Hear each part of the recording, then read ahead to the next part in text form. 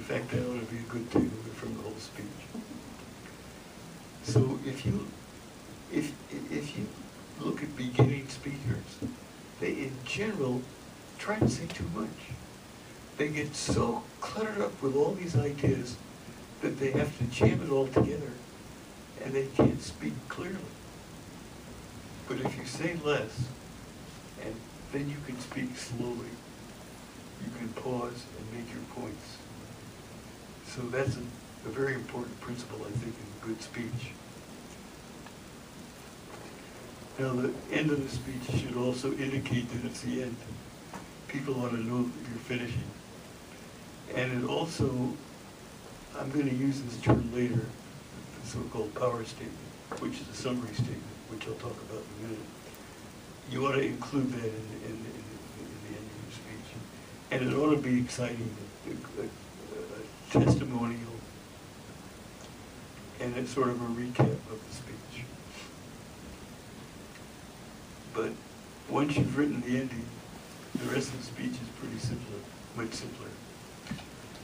The next category that I'm going to talk about, the third category I'm going to talk about, is power statement. I don't like that phrase too much. I would call it a summary statement. It's a list of the topics you're going to talk about in one sentence. The power statement is very useful in the beginning and in the end, as a preview and as a review. The power statement of this talk would be, a good speech has 5 key elements: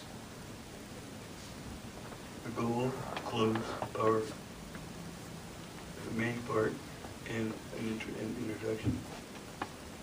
And that, if I were giving this as a talk about speeches, that's how I would have started. Okay, and now comes the fourth thing. This is the easiest part of the talk, the main points. This is what everybody works on for the speech, so I don't have anything to say about that. Everybody gets that straight, except try to get it down to 3 or 4 points. One of the reasons why I gave you this handout is that I'm trying to break that rule and cover too many points to remember. And so that's why I expected you to be able to make. I got this idea from a minister. It's one of the best ideas I got from a minister. He gives you a handout and you can cover more than 3 points. The one thing I added here, which I don't think is on your notes, is at the end of the 3 reasons, the first reason, the second reason, the third reason, I added Q&A. Now, I happen to like Q&A very much. Toastmasters doesn't seem to like it so much, and I consider that a mistake on their part. So I almost always try to do a Q&A, and I will do one today. But I'd like to make a comment about Q&A. A good Q&A response is, as I understood your question, you wanted to know this. And then you say, is that what you meant to ask? And if they agree, then you answer the question. And then you give your answer. And then you say, does that satisfy your question, or is there more to be said? In other words, attending to questions is a courtesy, and it helps communication be more complete. And now, finally, I'm going to talk about the introduction, the thing we always write first. It's a shame to write the introduction first. You don't know what you're going to be introducing. After you've written the speech is the time to write the introduction. And I've got some ideas here about it. You want to get people's attention. You want to set the tone, whether it's humorous, serious, or urgent. You want to get testimonial. And I have a comment here that it's good to start with a question, a statistic, a quote, a prop, or a short story. I started with a short story today. And at the end of the introduction is when you give the power statement, which is the summary statement of what you're going to talk about. And now, Q&A. Are there any questions or comments? So what were the 5 points of introduction you said? How to start the introduction? What to put in the introduction? No, the 5 is just the index number of introduction. There's 5 items and I numbered them from 1 to 5. No. In the introduction, you gave some examples of what can go in the introduction. Yes, It's a short story, question, and what were the others? Oh, the question is, what did I suggest as a good starting point? Questions, statistics, quotations, a prompt. Yeah, what? A prompt, a gadget, a device. Some person brought out a toy, a doll, or something that attracts people's attention. Sometimes a pencil. And in fact, my prompts were the handouts. And finally, a short story. Does that answer your question? Yes. And I started today with a short story, very short, about Amit's talk to Speechcraft. And then at the end of the introduction, you should have this summary statement, which is one sentence that lists the main topics you're trying to cover. Are there any other questions? Joe, I'm unclear where the question and answer segment falls. You were talking about main points, is that where you would put your question and answer? The question is, where would I put the Q&A? Normally, I put it after the main points, but before, this is a very important comment though, but before I summarize. It's very important not to let the Q&A be the last thing that happens in the meeting, because then you might get a dumb question and it spoils the whole atmosphere. Naturally, I'm not talking about you. Naturally. In your case, this was a very useful question, but the point is, after the Q&A, then you summarize the talk. That's a very important question. I'm glad you mentioned that. Are there, yes? So this is like how to develop this speech, not, it cannot be in the order how it's delivered. Very good question. You asked, is this the order of writing or the order of presenting? There are these two different orders. I have written this in the order in which you develop it. Does that answer your question? And then in what order do you deliver it? The question is, how would I deliver it? What order do I deliver it? Introduction, main points, question and answer, and conclusion. And the power statement is just a tool that you use in the writing. You don't actually present it. And you certainly don't present the goal. That should be obvious. You should make the goal obvious to people, but I mean, if you're doing the right thing. Are there any other questions or comments? Well, I'd like to thank you very much.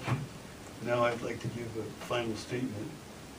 A well-structured speech helps the audience leave remembering your main points and especially your key point. Thank you very much. That was very, very good, very informative. And my biggest problem was coming up with the actual idea of what I'm going to do the actual speech on. I can mutter around for a week trying to figure it out. So the next time you come up with a speech, if you got something on how to figure out the title, or the actual idea, we'd love to hear that one. The next speech that we have is Sarah. Sarah Jenkins is going to talk in regards to the an inspirational speech. She's asked for 8 to 10 minutes, and her title is Open Your Eyes. So here, welcome, Sarah.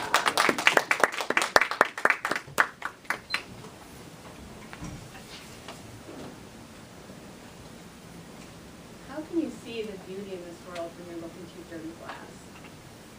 I thought that to myself one day back in college when I was riding the bus and the window was very dirty.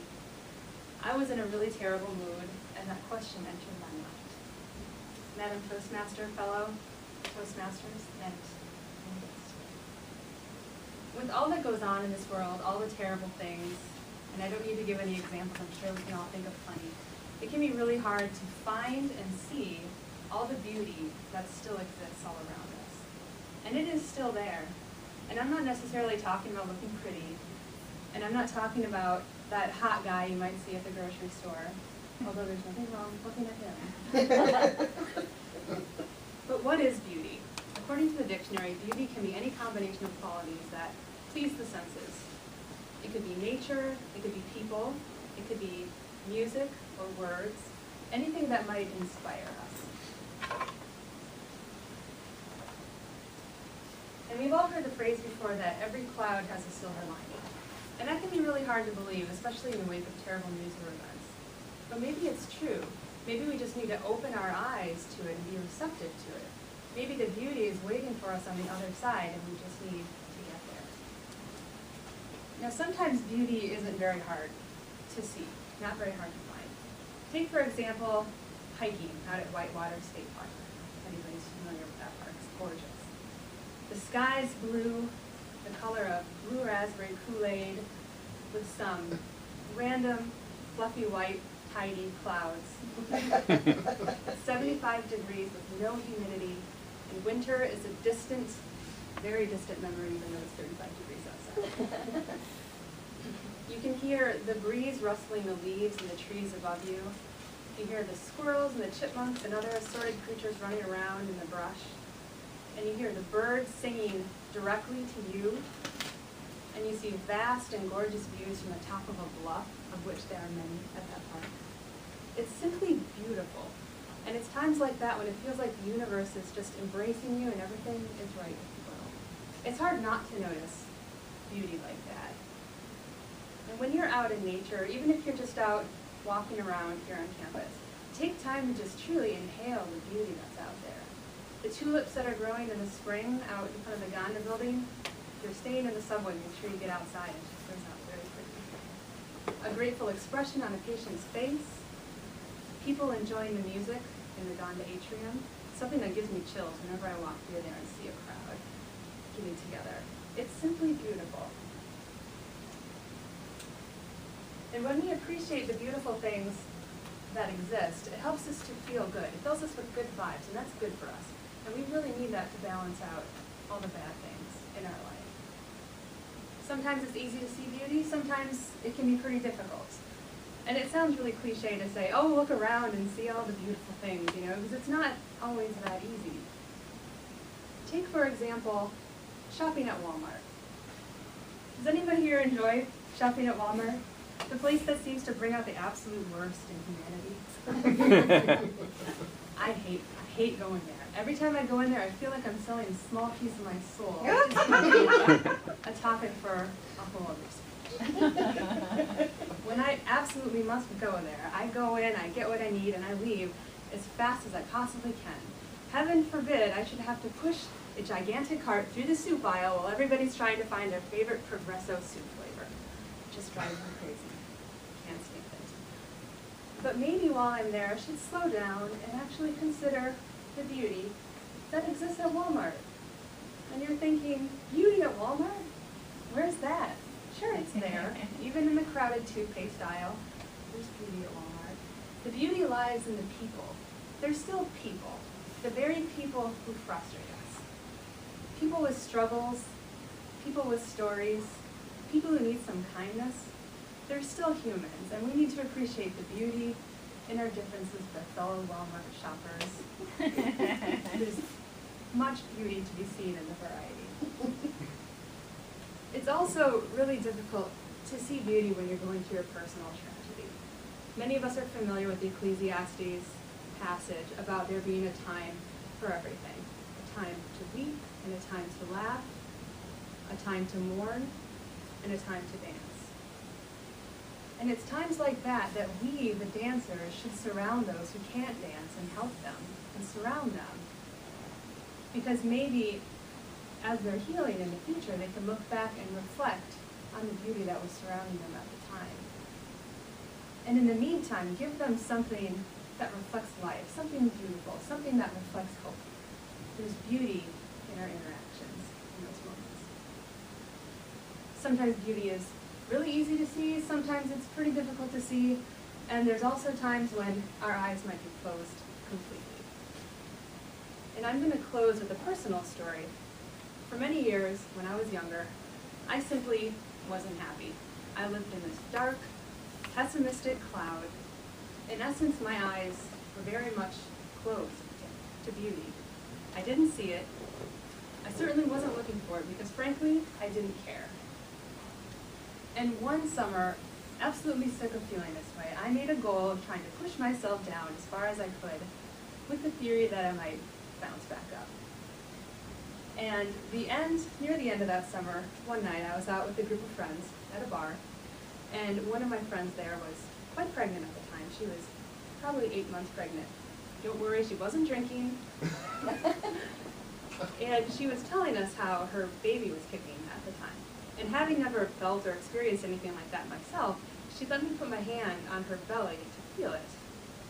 And I felt it. And it was very incredible. And there's really no other way I can describe that moment as anything other than an epiphany for me. I could feel the life inside of her, and that life felt beautiful. And the next day, I remember seeing color that I had never noticed before. It's as if I lived in this black and white world, and all of a sudden, the color was switched on. I remember when I was walking to class, I noticed these purple flowers that were growing along the side of the sidewalk, and they just struck me as so vibrant, and I had never noticed them before. So everything really did feel different. And there's no other way for me to describe that, but as a miracle. I truly regard that as a miracle of my life. In essence, beauty found me. So it's there. Beauty is there. Open your eyes to it and be receptive to it. Make time for it. We need beauty in our lives.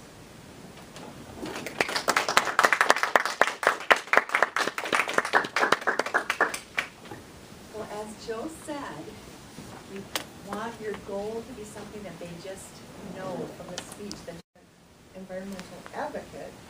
And so our recycling took a new level and we started composting as well. So not only were we not contributing further to the landscape, but we were composting things that people might throw into the landfill,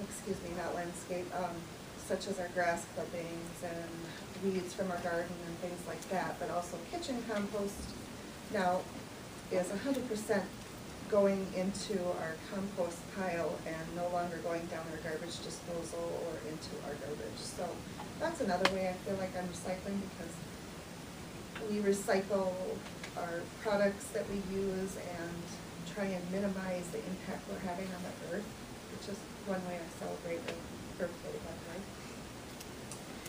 way. And one other way that I recycle, and this is the most important way ever that you can recycle, is by having chickens. I'm serious. Chickens make the best fertilizer in the world, so we are recycling what they eat goes back into our garden eventually. I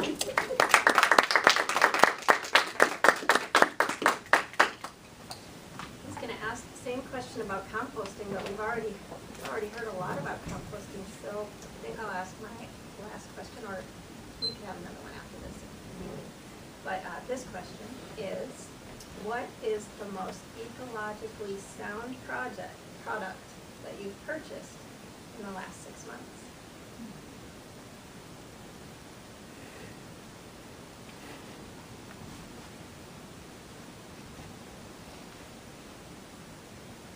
Sarah?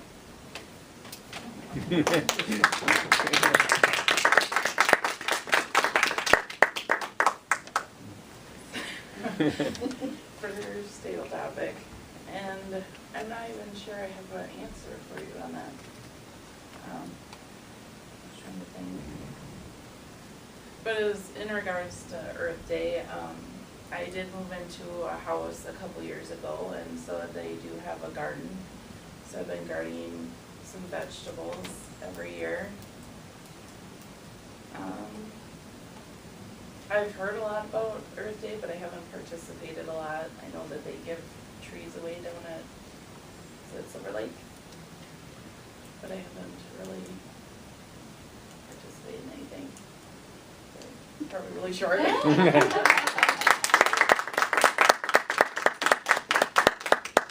you, Sarah. Yeah. Do you want another one?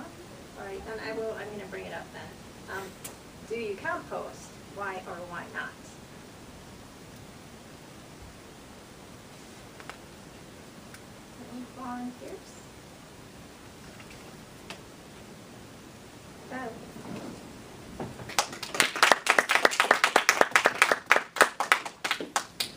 I have 5 of the most gorgeous maple that surrounds my front yard, and then there's 2 oaks in the back.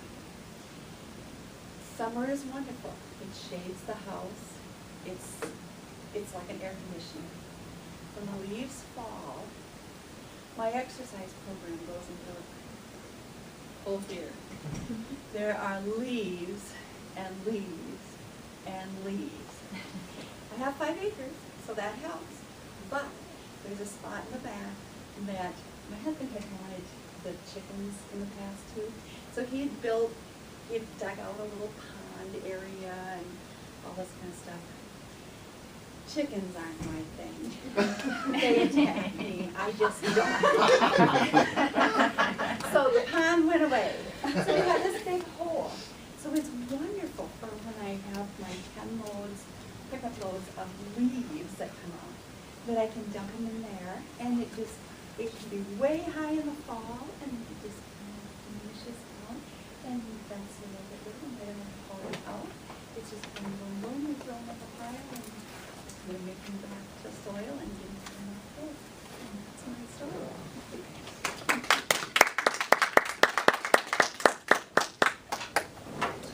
Should I turn it over to you? Okay. Thank you, Bev. Thank you And very much. welcome. Next, we will start looking at the evaluation part of the program. And Stacy is going to come up and Sarah, that's right, that was Stacy. Sarah is going to come back. So since we don't have any guests, I'll just get started and call up Deganta for the first evaluation of Joe.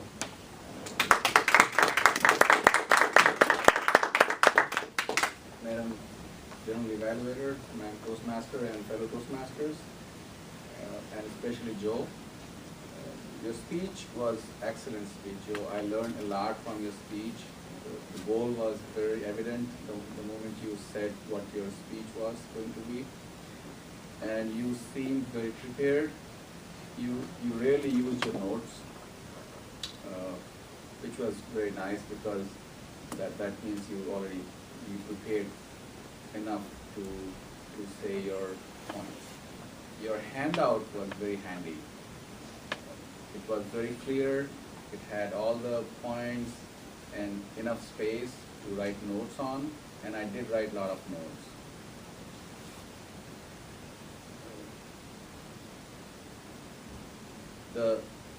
What aspect of the speaker's presentation style did you find unique? I like again, I'm going back to your handout, giving out the handout, because I have been given handouts before, but I don't remember ever using them, but this is the first time I used a handout where actually I'm going to use it in future. Did the speaker present the material clearly and simply so audience members could easily use the information to improve their own speeches? Yes. Even though Joe had a lot of points to cover, he said he put forward a lot of ways to improve speeches. They were very simple and simple to understand, yet detailed enough to have a lot of points, a lot of notes to be taken. And what did you like about the presentation? When you said say less to be more effective, I caught on that, and I really like that point of saying less. And your speech was very tidy.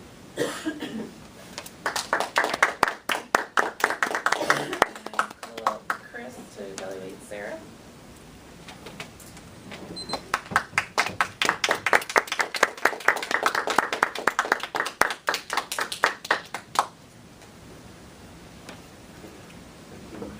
Evaluator, fellow Toastmasters, and Sarah with a J.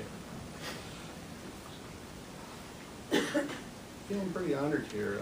I think I there should be a prize for evaluator hat trick for 3 number 10 speeches that I get to evaluate. So I feel just an odd coincidence. I see beauty in the coincidence of, you know, having evaluated 3 of the final speeches for the competent communicator. It's not competent speaker manual, but anyway, competent communicator manual. So appreciate the opportunity. I want to say that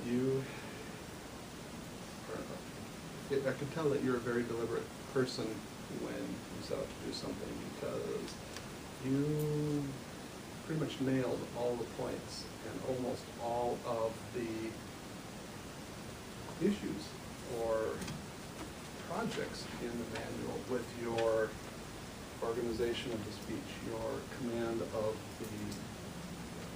your speaking area, your body language, accentuating your points, your attention to detail, to me in this speech was probably your strongest point, with talking about when people are making their decisions about the Progresso soup, or, you know, I was trying to pay attention and not be distracted. And so I remember the points of the speech that they stuck with me, with the toothpaste and the variety of Walmart. I mean, it's just things like that are not often appreciated during the development of speech. But once they are experienced, I'm going to make my own speeches have a little bit more focus on those things that make a speech special. Talking about imagery, for some reason your little speech, probably I went off on a tangent, and I imagined Sarah at her school in her funk, and she's goth. And I don't know, that, you know, that they don't see any beauty in everything, nothing's color, and my little giggle back there was picturing Sarah as goth. And when she touched that, the belly of her pregnant friend, it was almost like a Wizard of Oz type of deal, where all of a sudden the world was mysteriously awash with color. With that story, I probably also would have accentuated your previous mood by muting your body language, and then ending with a nice flourish. Some glitter bombing is frowned upon in Mayo. I think I read that somewhere. But I wanted to say this was I really enjoyed the speech. There is very little to comment on improvement. So thank you very much. I appreciated that opportunity. I'll call her Kumarian, or Deanna, sorry.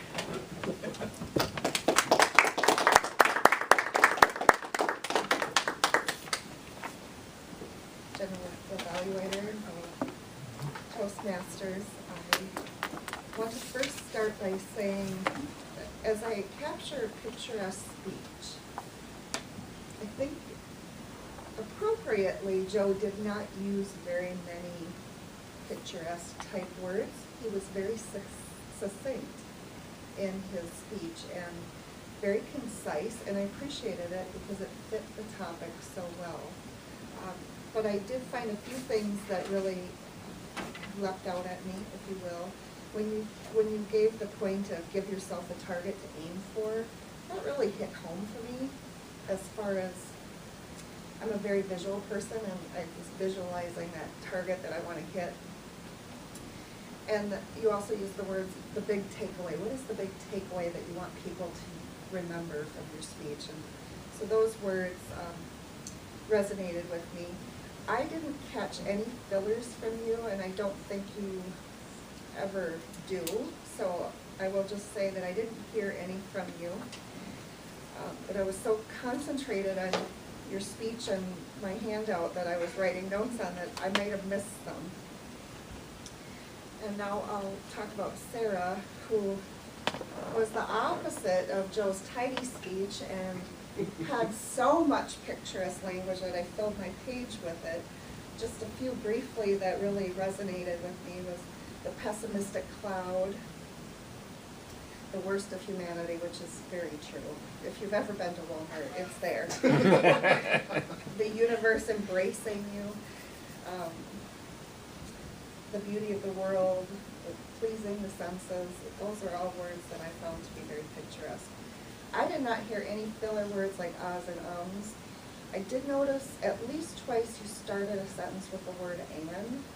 And while I don't object to that, some English majors may find that repugnant, so.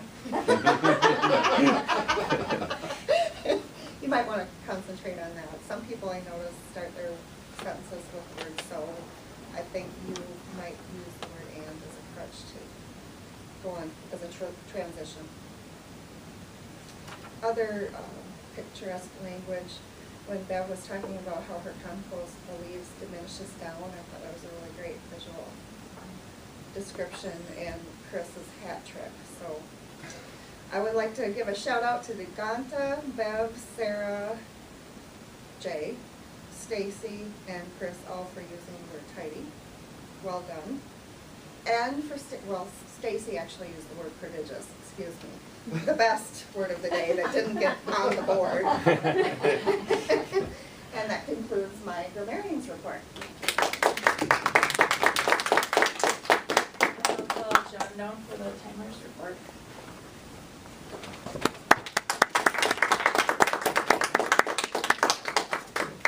Thank you. Everyone did very well. Joel came in at 9:50. I stopped it when you started the Q&A. I'm not sure exactly where that ended. Sarah was at 7:28. For table topics, Chris was at 2:03, Deanna at 1:22, Sarah was at 40, and Bev was at 1:20. And for evaluators, Ganti at 2:10, and Chris at 3:36. Thank you.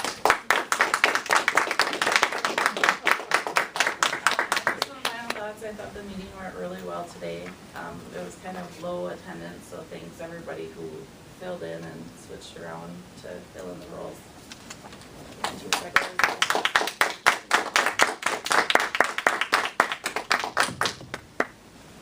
As I said, thank you for everyone who switched around to help fill in. Appreciate that. I know sunshine out there, people are busy. It's hard to get by.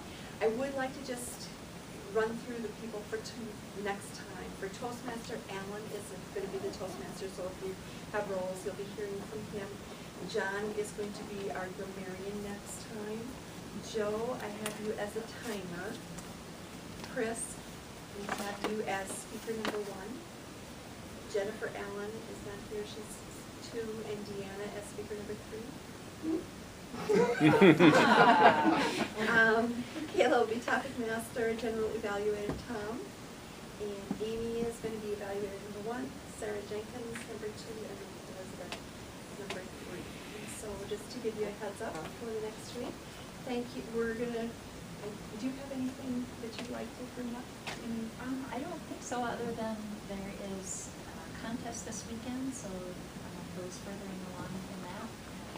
Wish everyone well and high hopes for success this weekend in the contest. One other note, I think you saw Kaylee's schedule come out for the month of May. I believe it is the 6th. Check her email, I know she has the right date. We will have a bit of a celebration going on because of the success of all of you here at the club. We have met or will be meeting all 10 of the 10 goals outlined by Toastmasters International, so congratulations to all of you on that huge achievement. It doesn't happen every year. In fact, I would say that it is a rare occurrence, so it's especially notable. Congratulations. We'll also be looking for officers coming into the next term starting in July, so look for an email from me coming on that topic as well. I think that's it. Are there any other from our other officers? Did I miss anything? Thank you very much. We're a couple minutes early, which is really kind of rare, but I think to be respectful of your time, rather than me just babbling on, let's go out and enjoy that wonderful day. Okay? Thank you.